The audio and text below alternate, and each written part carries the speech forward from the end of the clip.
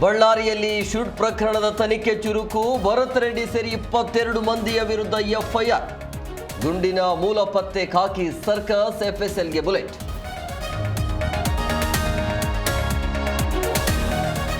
ರಾಜಕೀಯ ತಿರುವು ಪಡೆದ ಬ್ಯಾನರ್ ಗಲಾಟೆ. ಭರತ್ ಬಂಧನಕ್ಕೆ ರಾಮುಲು ರೆಡ್ಡಿ ಪಟ್. ಬೆಂಗಳೂರಿಗೆ ಪಾದಯಾತ್ರೆ ಮಾಡುವುದಾಗಿ ಎಚ್ಚರಿಕೆ.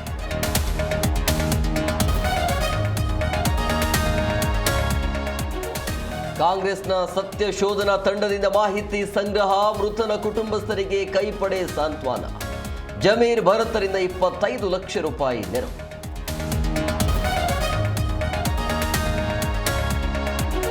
ಕೋಗಿಲು ಬಡಾವಣೆಗೆ ಬಿಜೆಪಿ ನಿಯೋಗ ವಿಸಿಟ್. ಫಕೀರ್ ಸಲಂ ಕೇರಿಯಲ್ಲಿ ಕೇಸರಿ ಪಡೆ ಮಾಹಿತಿ ಸಂಗ್ರಹ. ಬಿಜೆಪಿಗರಿಗೆ ಸ್ಥಳೀಯರಿಂದ ಘೆರಾವ್.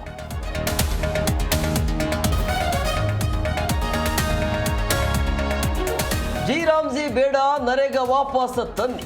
ಕೇಂದ್ರ ಸರ್ಕಾರದ ವಿರುದ್ಧ ಸಿಎಂ ಡಿಸಿಎಂ ವಾಗ್ದಾಳಿ. ಬಿಜೆಪಿ ರಾಜ್ಯಗಳಲ್ಲೂ ಸಕ್ಸಸ್ ಆಗಲ್ಲ ಎಂದು ಲೇವಡಿ.